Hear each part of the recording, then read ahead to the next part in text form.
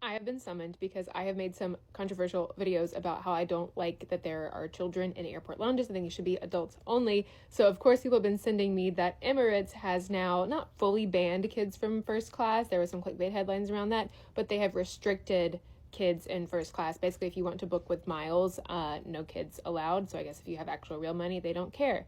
But everyone has been like, what do you think? No kids in first class. This is great news. I'm going to surprise you here.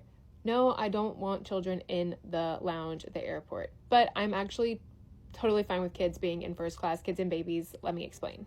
When we were all in an airplane, we were in this like flying hell tube, right? Especially in economy on a long haul flight. So I don't really blame parents, especially if they have a baby and the baby doesn't know what's going on. Like if they're unable to make that baby like not make noise and that sort of thing. Obviously with like fully grown kids as well, like if they're running up and down the aisles, that is not great. That's not a fun situation to be in. But I think a lot of the bad behavior from children or like overwhelmed, overstimulated behavior from babies comes from the fact that these planes, you are so tight together and they're so close together and it can be really, really overstimulating. So if you book your kid a first class seat, the kid has a lot more room, a lot less noise, and is going to be way less overstimulated. And like, I've never had an issue with a kid in first class because they have that space to like be a kid and be themselves. They probably can't reach to take the seat in front of them.